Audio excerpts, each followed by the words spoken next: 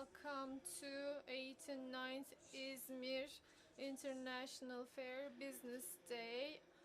In this framework, we are in the Business Day, İzmir Business Days, with excellent speakers. I greet you on behalf of Aegean Region Chamber of Industry. This year we are organizing the 89th fair, which is the brand of İzmir.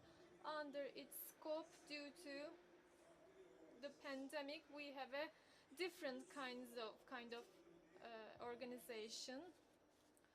We are organizing very important panels virtually, and this organization is held by our ministry, and I like to thank everyone who has contributed to this. At 11 this morning, we held another welcome session with the Minister of Trade, together with managers of import and export, with representatives of the industry. As I told you, this panel is entitled "Glancing at the Future from Today's Turkish Industry, the Future Vision of Industry." Every speaker will have 15 minutes, and then we'll have a Q&A session answering your questions.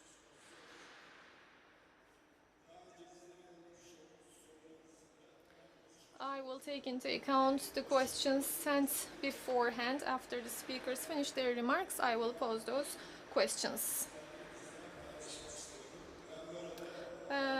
By the way, I like to thank Mr. Hüseyin Geliş, Chairman of the Board of Directors of Siemens Turkey and CEO. And I like to thank Professor Dr. Yaşar Uysal, faculty member of Business and Administration faculty at 9 Eylül University. And also I like to thank Mr. Stephen Young, Bosch Turkey and Middle East President. In the century we are in, global economy is shaped by different approaches, geopolitical cooperations together with new trade agreements and protectionism.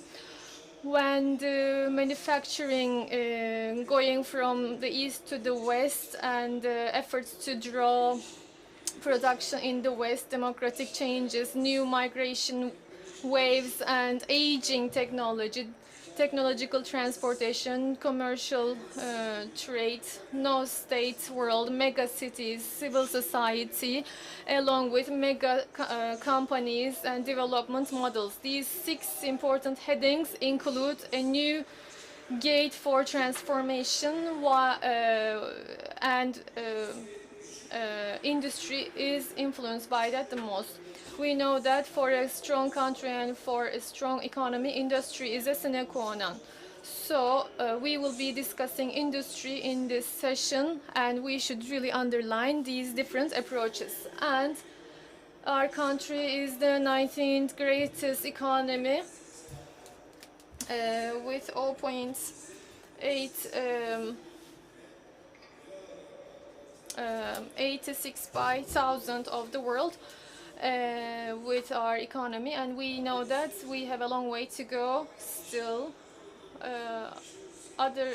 Outside of the pandemic, we are in such a time that those that are more dynamic, following the changes closely, answering the customers' demands without compromising quality, makes competition even harder. In the competition index, within 141 countries, we are the 61st country. Before us come Saudi Arabia, Russia, Indonesia, etc. And 2020 global index, among 131 countries, we regress to the 51st place. Saudi Arabia is worse than us, but UAE, Bulgaria and Romania are ahead of us. So in the recent years, in the 11th development plan, or in our industrial strategies, or in the main plan of the Ministry of Trade, we have some sectors that will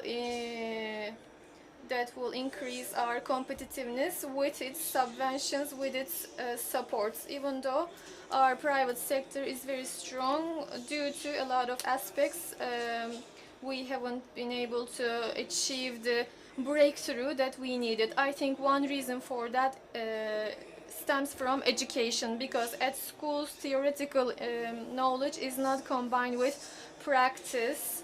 When schools don't work along with the industry, I think we have a shortcoming there. According to a survey we have conducted, we asked, if you were to start again, would you become an industrialist again? 66% of our members answered and said we would become an industrialist again, confirming that it's a matter of heart. So we have a great desire in our private sector to produce and manufacture. From competitiveness, we are talking about competitiveness, technology, industry, etc. In more than 160 years, the technological company Siemens, CEO of Siemens, Hüseyin Geliş, is among us, and I'd like to give the floor to him first. Thank you very much, Mr. Ender.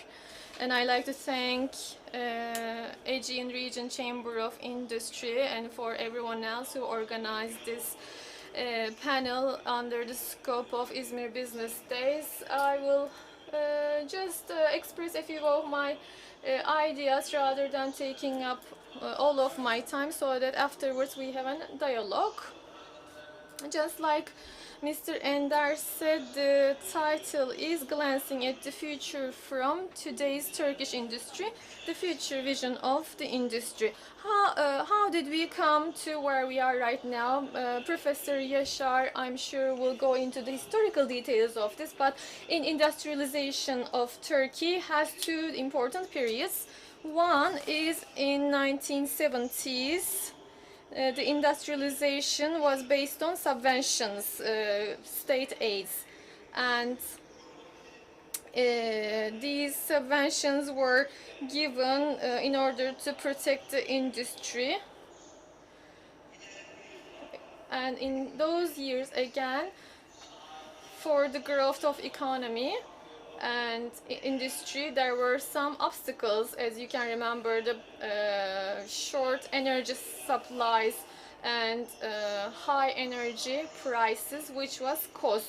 So all these obstacles impacted the efficiency of industry, not allowing our local industry to be competitive. The second aspect is, in the 1980s, the global industry period started, and in 1995, with the customs union, Turkish industry started to become a global player with European standards. Important industries developed in our countries, such as machine, automotive, textile, and construction. Why are these important? Because in today's industry and the future of it, the Turkish industry has a strong foundation because of what I just explained.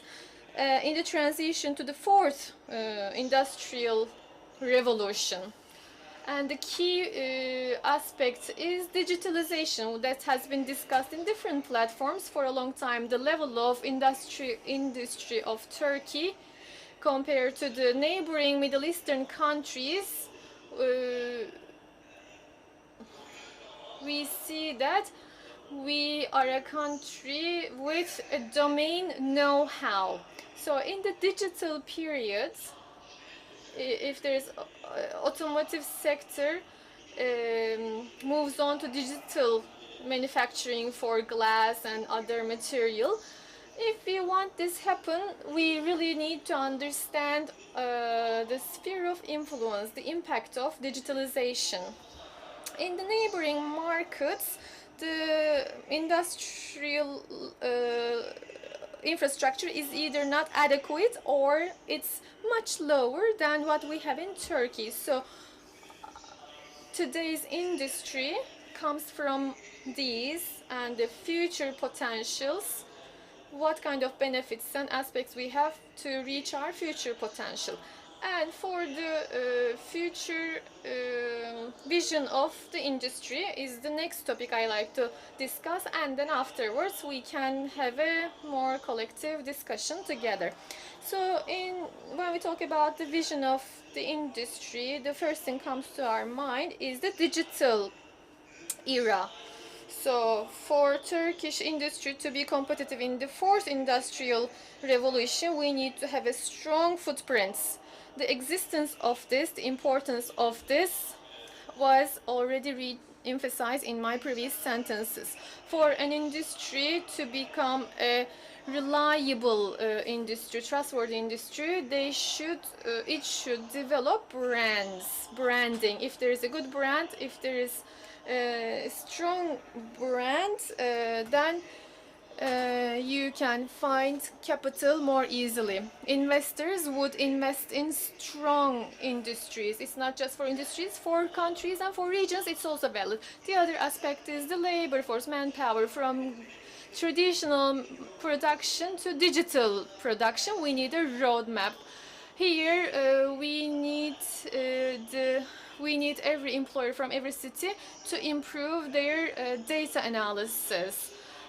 I believe the high skill of women should be taken advantage of. In the new digital industry, we should give more opportunities for women. And at the same time, soft factor, or if we want to open up to the global economy, if we are talking about an industry, we need to develop our foreign language proficiency. For Turkish business world, this is true. I can add something if you allow me. You are the CEO of an international company. We go online, turn on TV, and find always volatility about the economy, ambiguity. But what we need in the society is morale and hope. What should we do about this? What's your opinion on this? Of course, some of the things I just mentioned actually are related to this. We have good brands in Turkey. We have very good engineers in Turkey. Stephen would also tell you that our engineering capacity in Turkey is very advanced. For example, at Siemens, only in R&D we have more than 700 employees. You can see it as a software factory actually. So they work 90% for internationally. And when we ask why did we choose Turkey for this, it's not just the cost. It's at the same time their high efficiency. These young people are very efficient. They are very skilled, and between Germany and Turkey, they can travel in just about 2 or 2.5 hours. These are important factors. Just a few of them are the reasons. Another topic is the whole process in the industry and production and its direction. Digital era moves very rapidly, transitioning into mobile virtual platforms. When you compare Turkey to other countries, we can say that everybody has a cell phone. We are a country that uses cell phones more than other countries. It's not enough for us to use cell phones just for communication. We also make use of it for business processes. We move the business transactions processes into our mobile environments, and what we should give importance to in this sense is security. We should be strengthening our infrastructure against cyber attacks, or for cyber security. In the greatest economic attack will be the cyber attacks in the upcoming periods, and I keep going for the vision of industry, you need to have young entrepreneurs. Young entrepreneurs should be taken more seriously and they should be given more opportunities. Global entrepreneurship and what's happening in the world, I see that we are way behind what's happening. But I can also say that young entrepreneurs, for young entrepreneurs, location becomes more and more important. Aegean and İzmir. Young entrepreneurs have great potential for the Aegean and İzmir to develop, to improve in their industry. We know that we see more immigration from Istanbul to İzmir in the recent years because these young potential entrepreneurs seek better life quality and technological infrastructure is better.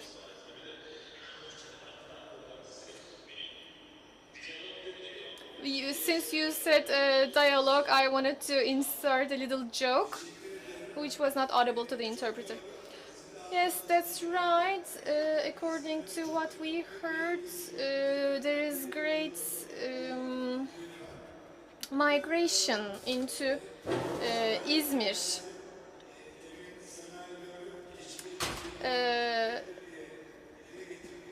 We said that it's the foundation for the transitioning that I mentioned. I published a book called Those Who Can't Adapt Won't Survive. We updated, we have a second edition of this book. Investing in information technologies and knowledge is so important. I always try to explain in this book and wherever I speak that it's so important because information replaced the sweat of your forehead. Who has the information, who has the mind, who uses their brain very well, who better analyzes this data, then those people will be more successful. So what comes to FUAR in technology, what we have missing is value-added production. And when you look at the countries with strong economies, their education is on line with what's happening. I had just mentioned that we need to change the educational system. I want to reiterate the importance of vocational education. Rahmi Koç, the late Rahmi Koç, had said vocational training is a matter of our homeland. It's a matter of life and death. No matter how digital machines you manufacture, you still need a skilled employee who has the right knowledge to press a button. Now I like to give the floor to Professor Yaşar, who will talk about the opportunities and threats, national and global opportunities and threats that COVID-19 created for real sector. I am sorry I had not finished my remarks when you talked about production before we give the floor to Professor Yaşar. I want to underline something, which is we talk about production a lot, but the profile of production of our industry should also be changed a little bit, which means more software production. Turkey should become a center of software production.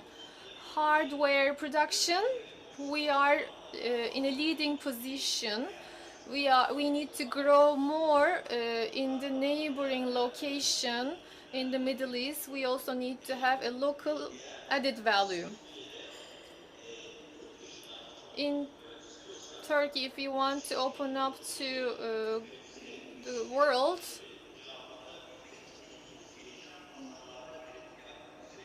we need to develop our high technology products and software. Thank you. I also like to thank you for your invitation. We are so fortunate. We are together with the representative of the Industry 4.0. I like to emphasize, first of all, that industrialization is development, which is written in your chamber. It was said by Atatürk. Mr. Hussein started what I wanted to talk about. I want to talk about first why we need to industrialize and how we can carry on. So, and how we are doing in the pandemic. When you look at the sectors, we see the most value-adding sector is manufacturing, and the most efficient sector is again industry.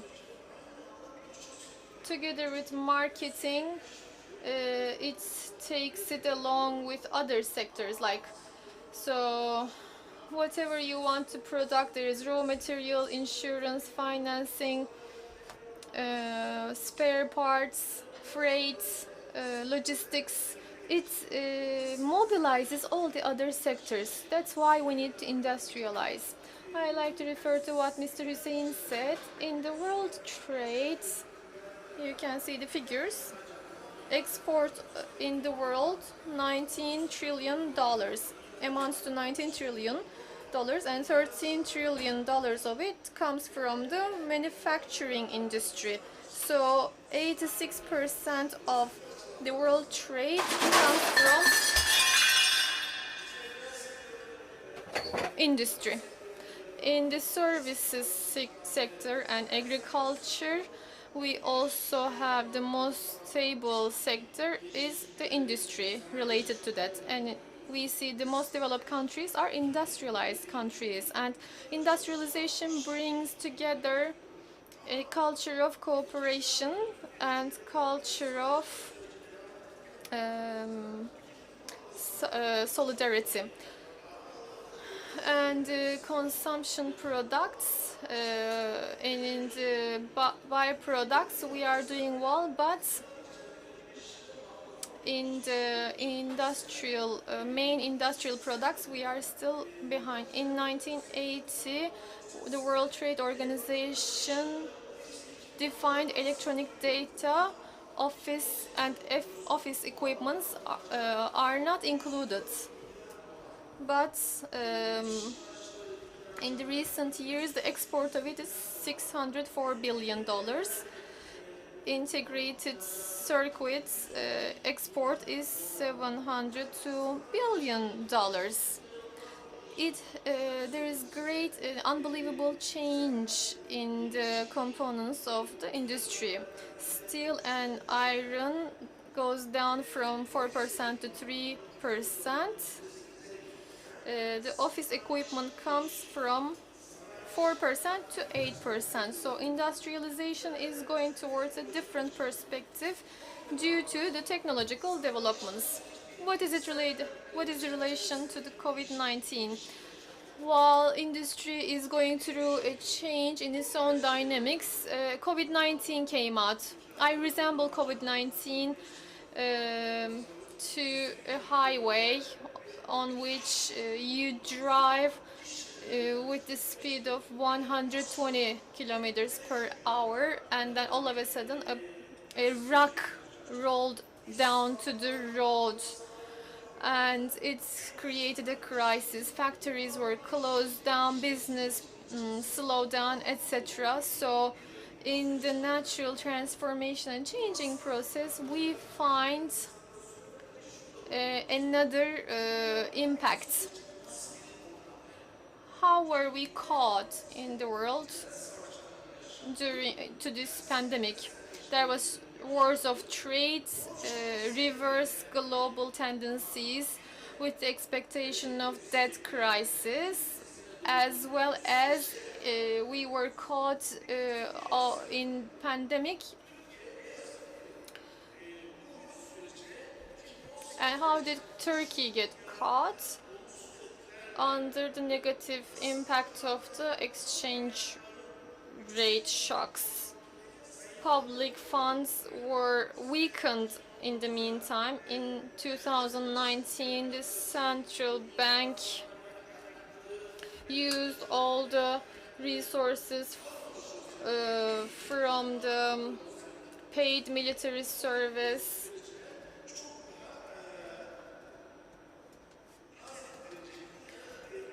if we hadn't had these resources, if we hadn't used up some of these resources for public funds, we would be in a different condition. The crises we are familiar with is usually like the finance sector has a crisis which is reflected in the real sector, or real sector would have a crisis that would be reflected in the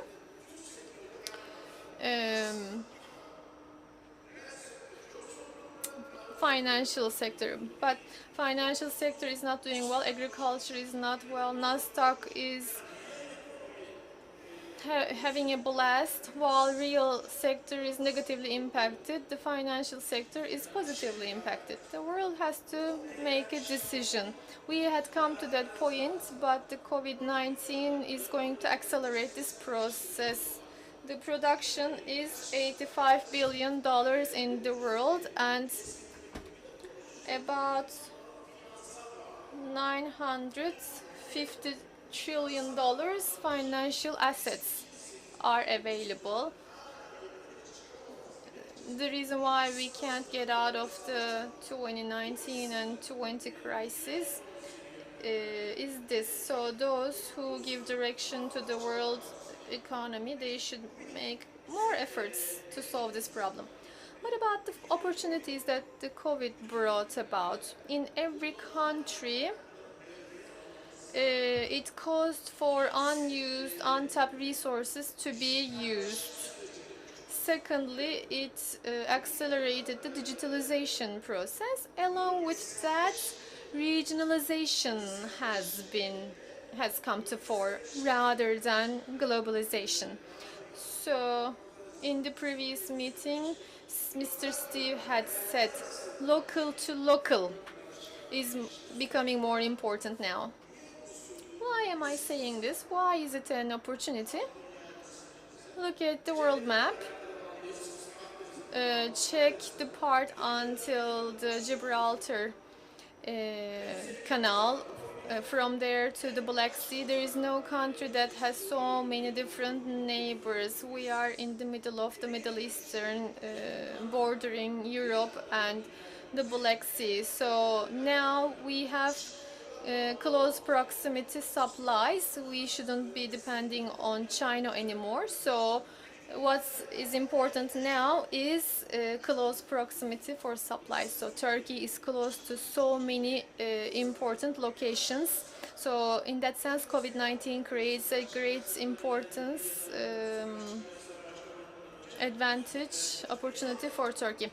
Remember when the virus broke out, we went to the supermarkets and we bought food, right? And Turkey never had a problem with it because Turkey has a great product range. During the pandemic, Turkey had a great advantage with the agricultural potential, but we really need to renew the existing agricultural policies.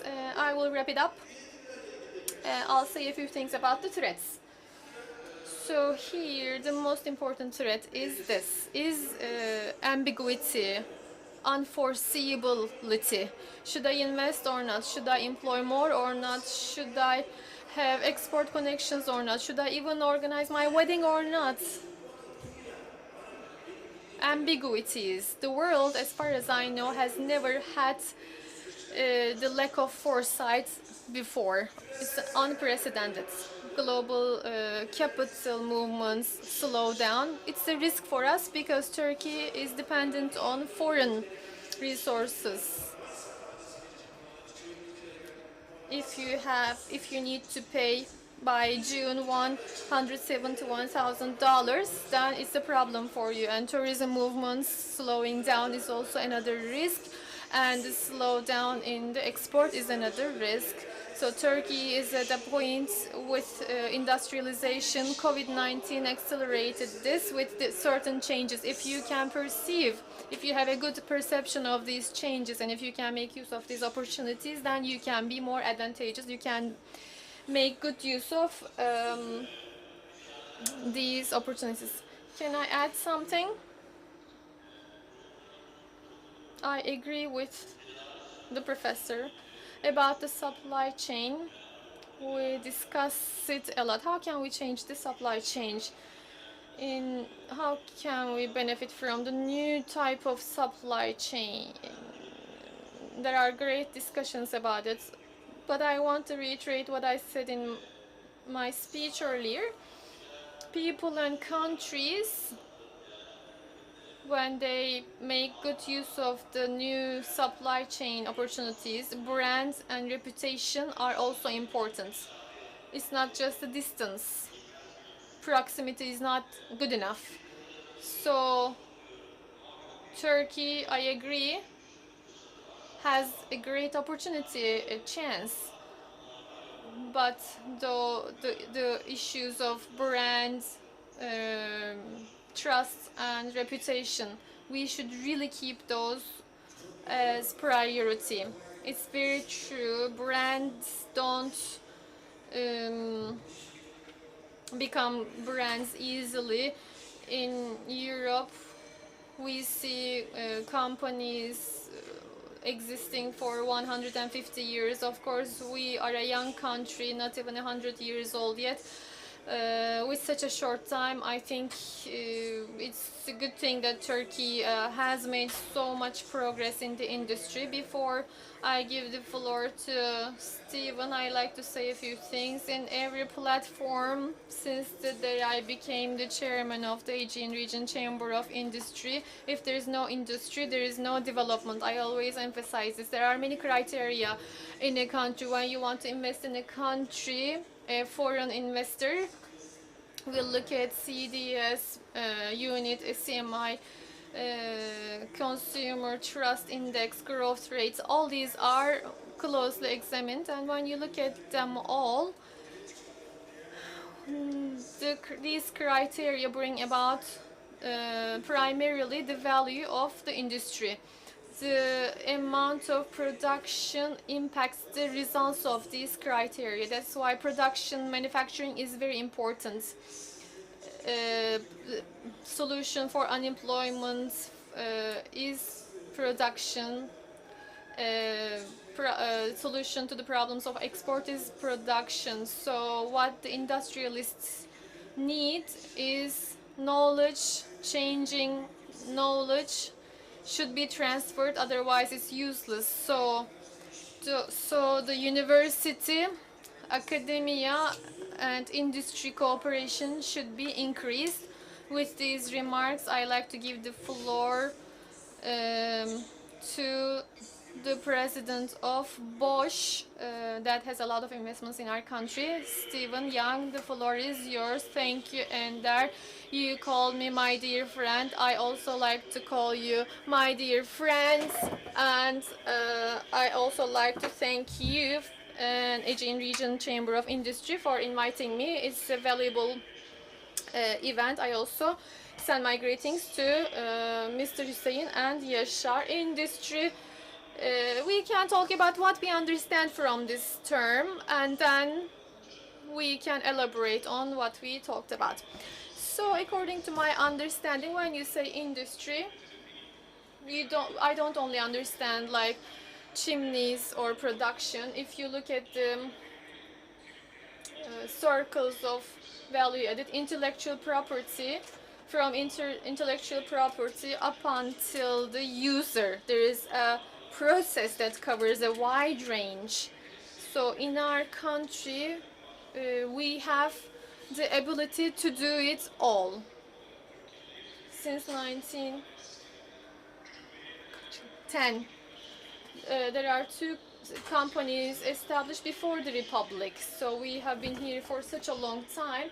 We see ourselves as a Turkish company. So the conditions here, we have adapted ourselves to the conditions here. So if we are going to talk about the post-COVID process and its impacts on the Turkish industry and what kind of competitive position we can have and we can move ahead of our competitors, we know that mobility, also known as automotive. From here I will come to the supply chain issue, and then I will bring about a proposal. I will present a proposal. C19 2021 is the beginning, actually. So the race has started. The world the last 30 years focused on China and Asia. Let's produce in China and consume it in the West. This has been the business model for the last 30 years. But this is over now. There is no such luxury anymore. So people understand globally how everything can be locked down. So when China was trying to fight against this pandemic, the West still wants products from China, but they didn't receive it.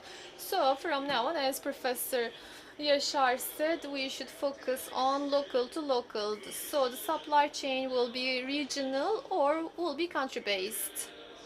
If we talk about regions, for example, Turkey is in the European region or in MENA, Middle Eastern and Northern African geography. The needs of this region can be easily met by Turkey. We should know this. And about education, which was mentioned by you guys, vocational education, university education. When a company will invest in a country, these are the issues that they look at. We talked about R&D. Turkey is doing very well on R&D and making progress. There is still ways to go, of course, but 2020 and the upcoming 10 years, how shall we assess the new trends for the supply chain? I will tell this for the first time. This is the first time I will be expressing this proposal, local to local. Thank you for choosing us to express your proposal. In this race against time, about technology, we need to cooperate with companies that have made a long way. This cooperation can be locally. A company can have a joint venture with another company in Turkey, or it can be regional cooperation. So we don't need to spend time to rediscover America and bear the cost of it. Mr. Hussein represents Siemens here, and I represent Bosch. Since 1954, these two companies had the longest joint venture in the world, and we have shown the world that it can be easily done. So in the supply chain, through this opportunity that stems from the supply chain process, I want to reiterate, industry doesn't only mean chimneys or smoking chimneys or R&D. We need cooperation with other companies. We need to be forming joint ventures. And as such, through such cooperations, we can bring out brands, we can bring out more industry, and we can take further steps. And in the competition, in this race of supply chain, we will have greater advantages in terms of time and costs. So this is my proposal, which is for the first time announced here. So if you have any questions from my colleagues or from the participants, we can carry on from here, and back to you, Ender. Thank you very much. What's important? You mentioned something very important here. I had brought it up to ministers of economy before. In European Union, I had heard some of the long-term companies living more than 150 years, for example, they are actually intending to not go on. So they have technologies and brands, they are world brands, some of them. And I asked for support from our ministry for acquisition of these companies. This was one of the topics in the morning as well. The distinguished minister related to financial analysis and examinations, they are giving us support about acquisition of a foreign company. So we can also turn to that aspect as in our country. Why? Because Turkey is in the category of a following country, but we should be a followed country. This would happen through technology and tolerance and changing, adapting to changes. Through technological adaptation, we can do it on our own, but we can also purchase, acquire an existing technology and use it as a model too. Can I say something?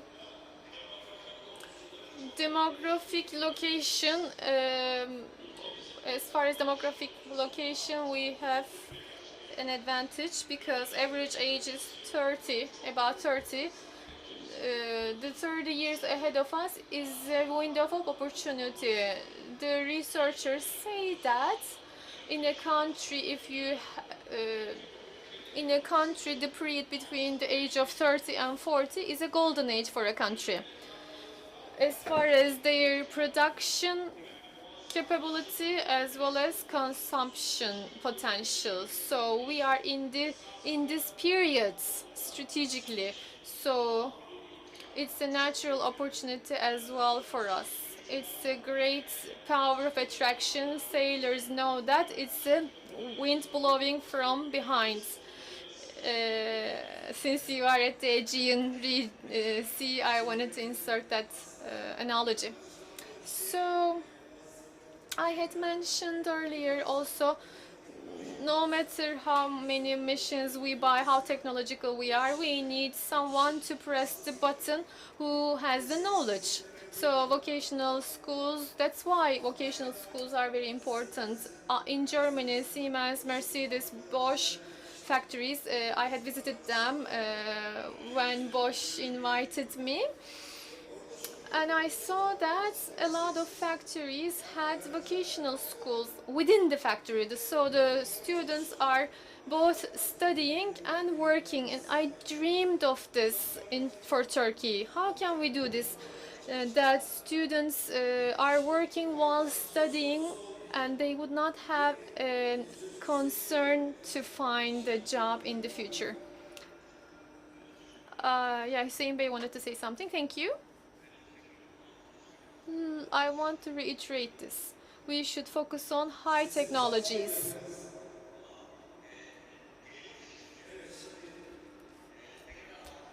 I like to re-emphasize that we should focus on high technologies.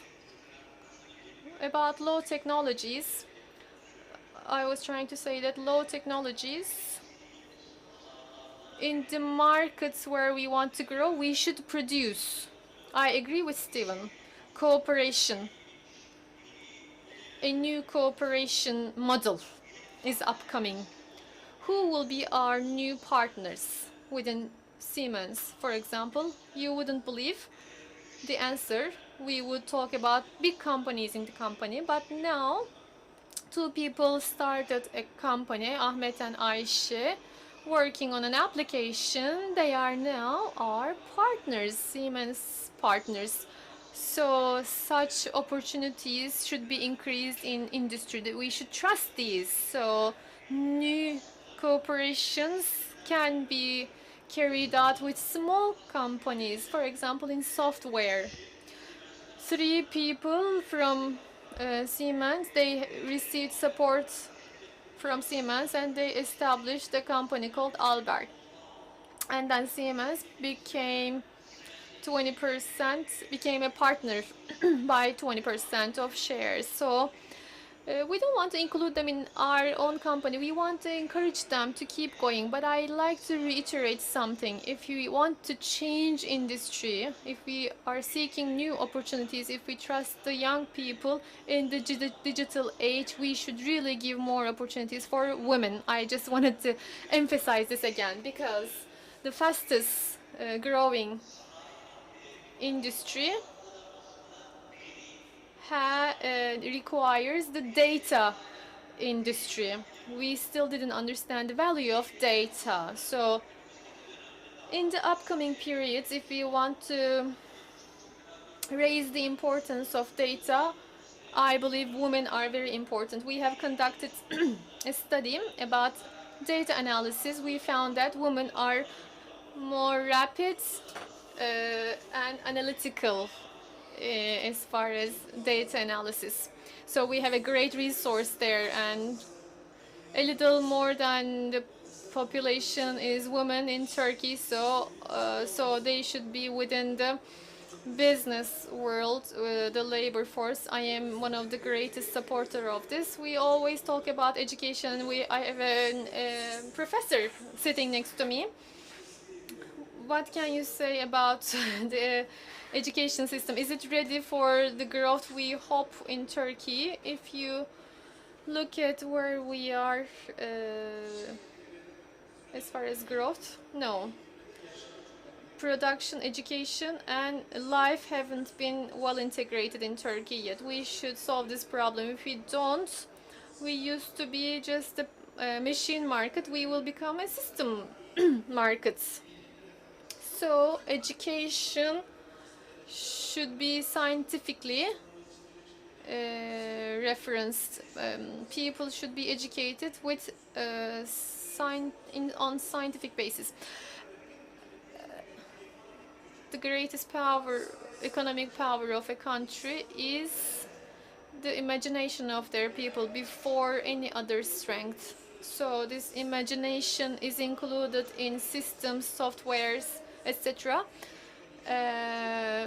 Within the scope of education. So in our education system, their imagination should be well directed, well steered.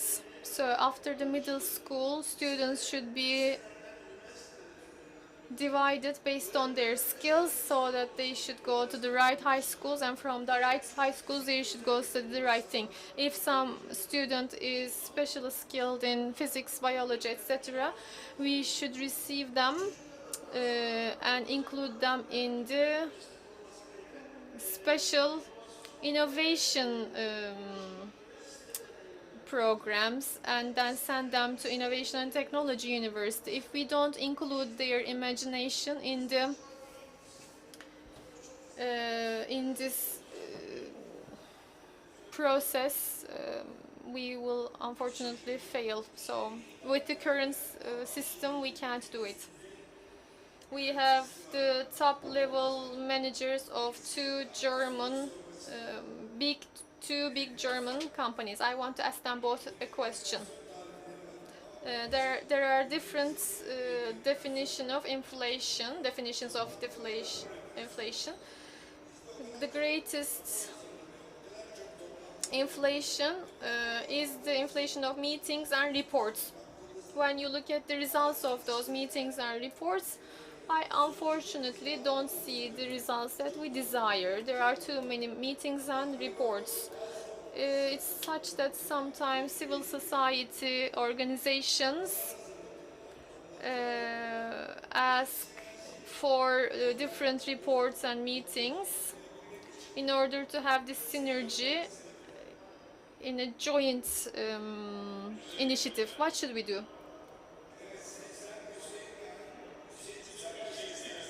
Let's start with Mr. Hussein. Mr. Hussein.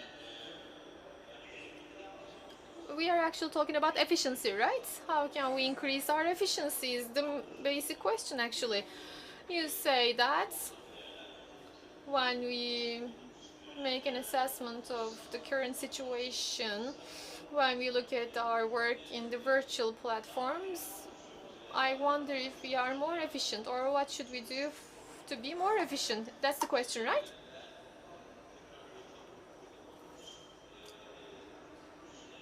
I can go back to the issue of COVID-19 here. Is it an easy era working online? I'm not sure. We are still learning about it. We are facing new problems, unbelievably. We are still in a learning process. In certain periods, we give surveys to our employers to check if they are happy or not.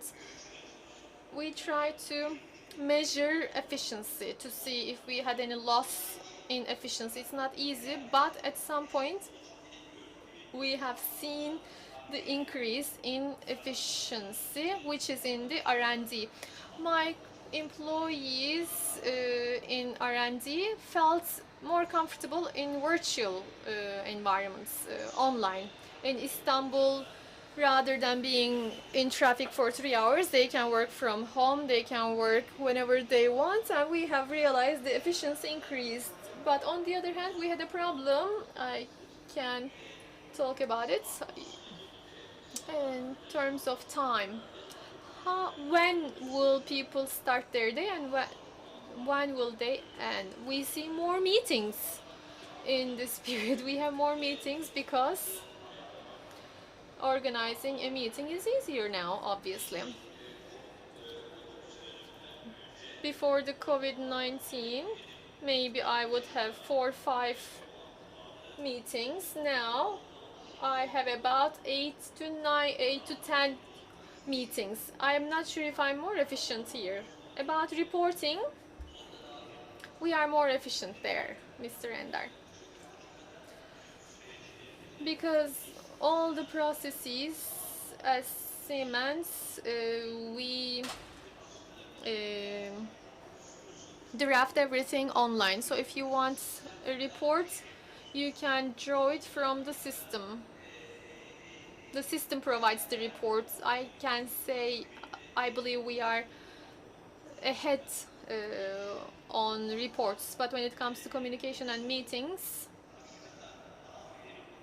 I'm not sure if we are more efficient. Maybe after a year I can re-evaluate this, because we are a learning organization at the same time. This is all I have to say. What about you, Steve? How can you answer this question? I have 2 slogans. One is less is more, and the second one is quality over quantity. What I understand from this is I don't like reports, drafting reports, so the less reporting, the more benefits I see. Rather than drafting reports, I prefer mistakes in a corporation. If you don't have a culture of tolerating mistakes, then you don't force yourself. If you don't force yourself, push yourself, then you don't develop, you don't go beyond the boundaries. You need to get out of your comfort zone in order to have development. So drafting reports for me is like pressing a button and getting a report, but rather than producing reports, I prefer making a mistake. If I make a mistake, that means you try to change and improve something. So of course we need to have a learning culture here, there, and we have different methods for that. This is the summary of my answer. Less is more, and not reporting, but making mistakes. One more sentence. Does everyone understand reports well? There are so many reports, but do we really read well these reports or data? Again, this takes us back to data analysis. Okay, we gathered all the information together, we can print them all, but does everyone understand these reports very well and come up with strategies as a result? That's the question, actually. That's the actual question. Professor Yaşar, do you have any contribution to this? Yes. Success. When you look at the education systems of successful countries, we see that they teach analytical thinking to the students. So a topic is covered with all the different aspects. If I had a magical wand, I would remove the testing system in our country. We definitely need people who have more analytical thinking. I also had a few notes about what we can do as far as vision, if I have the opportunity to speak more. Yes, one more round. We have one more round. The law on protecting personal data, GDPR, under the GDPR,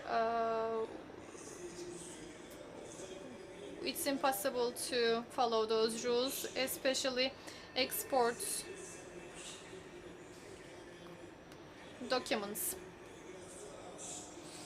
About the increase of regulations by the state, what are your expectations or precautions? Steve, maybe you can start with you and then I'll ask Mr. Hussein.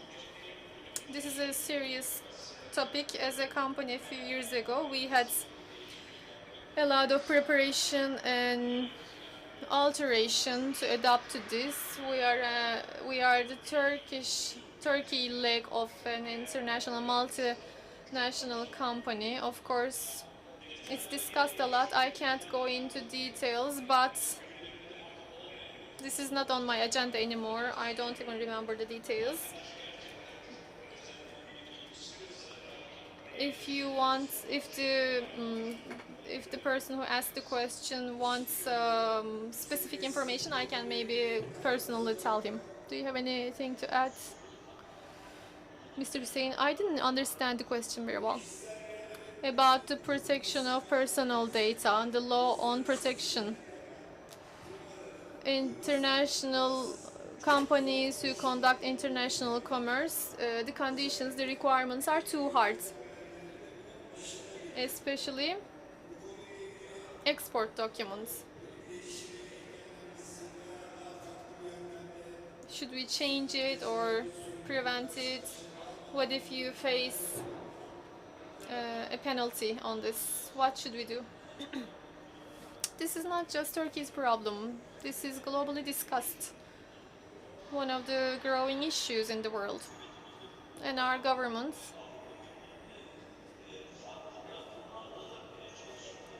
worked in different platforms as well as in the platforms of the European Union.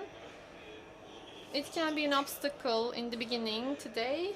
However, in the upcoming years, as I said earlier about cybersecurity that I earlier mentioned, new regulations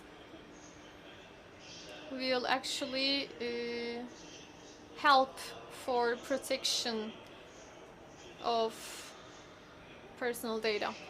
It's an improving issue, I would say. Thank you. Do you have anything to add, Professor Doctor? Another question is this: for many years,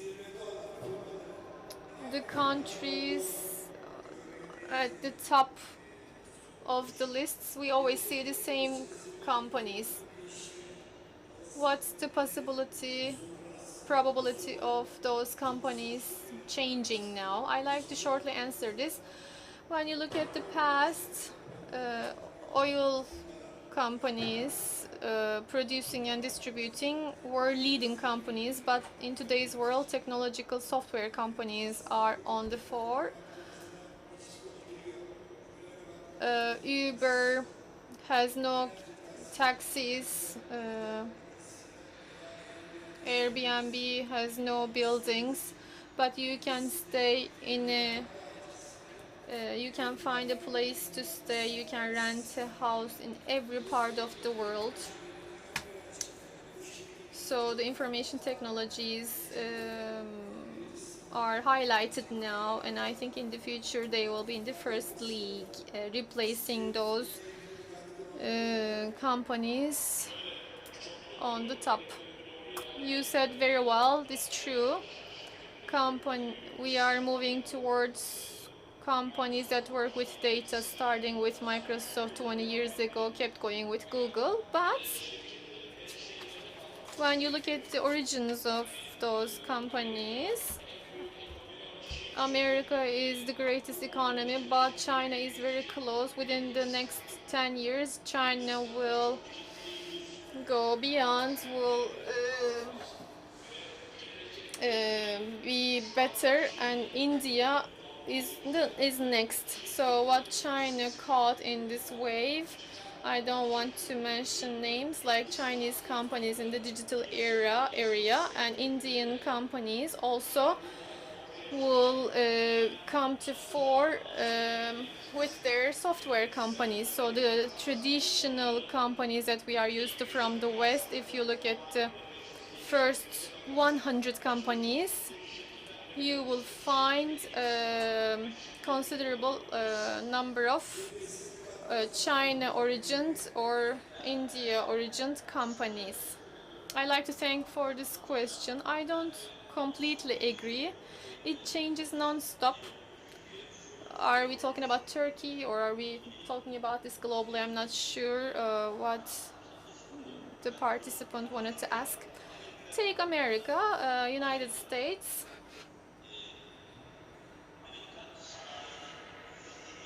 United States industry, 50% of the American industry is of 5 companies: Amazon, Microsoft, Apple, and 2 more. 20 years ago, among these 5 companies, we had Alphabet and Microsoft. Amazon, Facebook was not there. And I also see a lot of changes in European Union too. I see more and more startup companies globally, and I believe they will increase actually. In Turkey also, some new companies are becoming more and more successful and they didn't even exist 20 years ago. I believe this change will increase.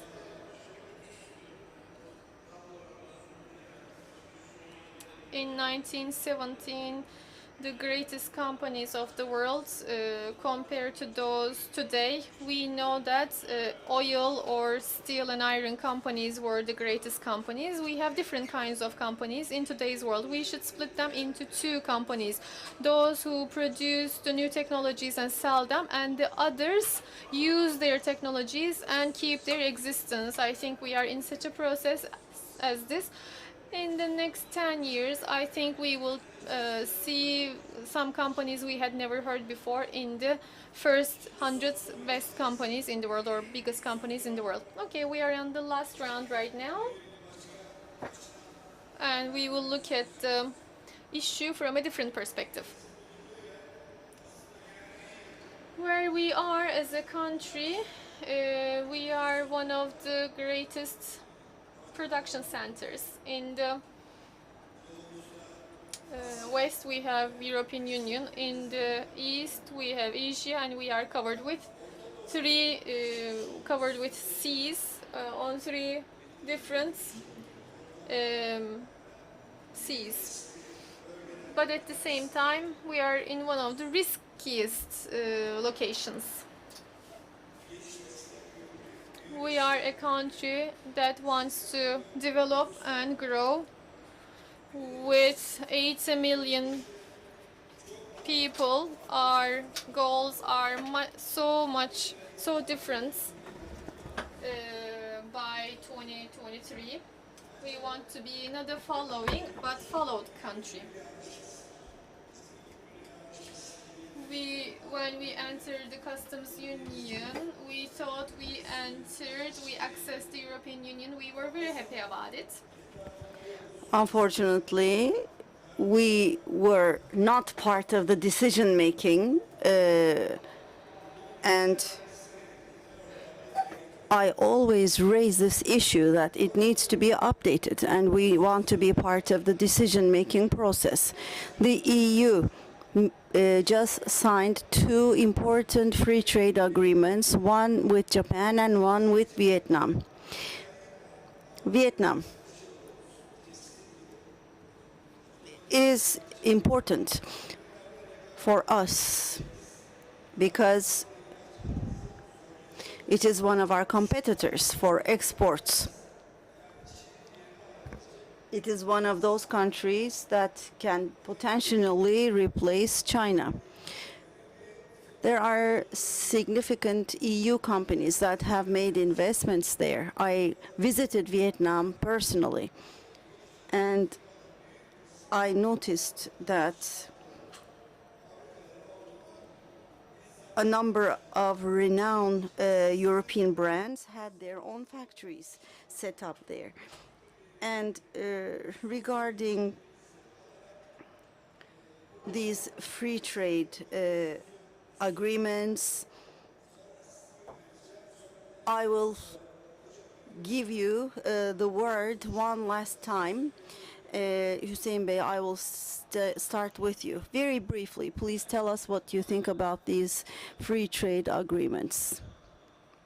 Looking at Turkey's exports and Turkey's trade partners, EU is on top of the list. And Germany is on top of the list within the EU. And in the following years, I believe that this is going to be the case. And it is important to discuss, of course, the free trade agreements. And we are working with Germany closely in this.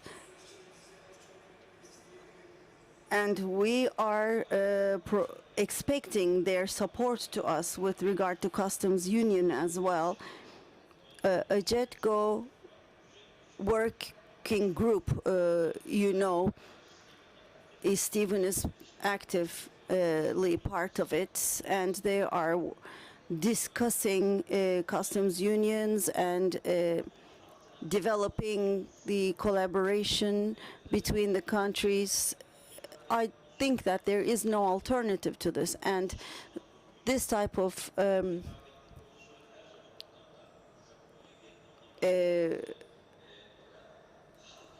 both collaboration and also competition will continue. And in the future, I believe we will continue to concentrate on high technologies, developed technologies with regard to competing with other companies around the world. We hope and pray that this pandemic period will end in the near future, so we can further develop this. So the European Union decision mechanism is a mechanism of consensus. Actually, a common consensus can take quite a long time to achieve. Now, looking at the customs union issue, it is not Turkey and Europe, it's Europe and Europe, because there are a huge number of European companies producing products to be sent to Europe.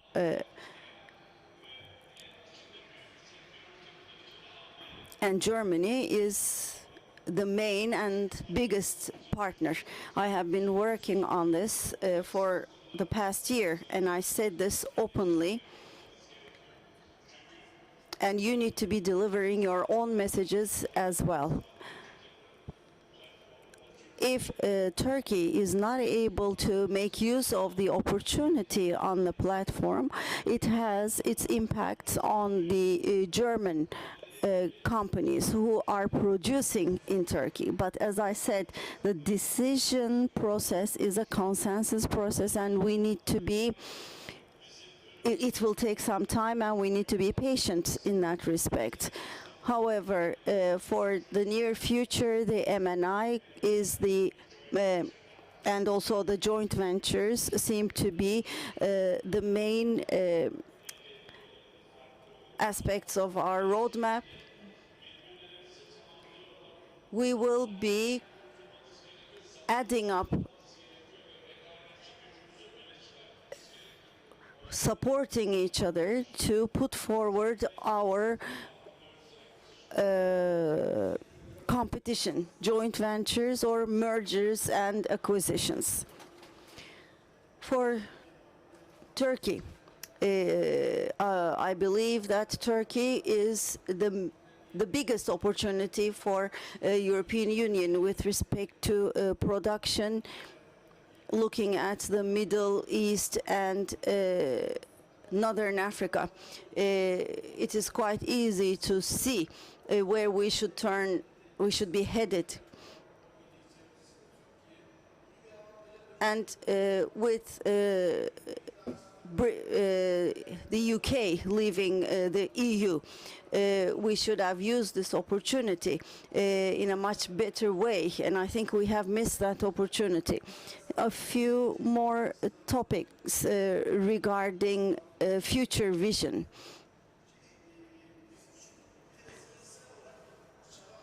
We need to be mentally ready for this age, and for that we need to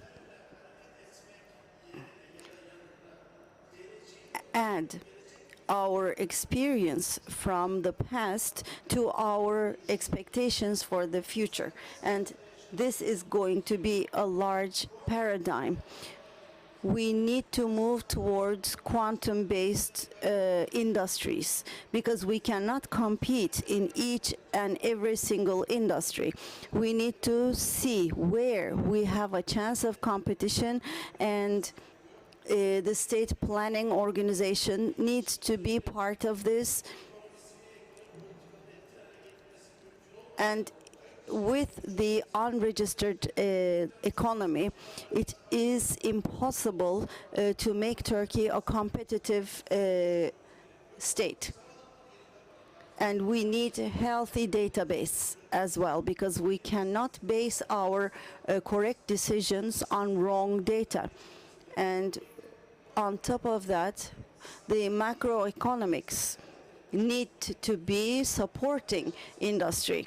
If we want to push forward the industrialization in Turkey, we need to make sure that we use our resources for investments made in industry. And we need to start remigration. We have 3,300 endemic plants in Turkey, and many of them are potential raw materials for the pharmaceutical sector. And at the end of this pandemic, I am sure that there will be new pandemics, and we can utilize these plants. So we need to consider reopening Hıfzı Sıha laboratories, and also the state-owned pharmaceutical production company. And we will be asked to deliver COVID-free packaging, and other expectations will rise. So we need to keep all that in mind. Thank you very much to the participants, to Professor Uysal and my dear friend Steve Young, and from Siemens CEO Mr. Girish, and to all our followers. I'm wishing you a wonderful evening where we will be officially opening our fair. I am happy that we have been together this afternoon. Thank you very much, and thanks for all your contributions.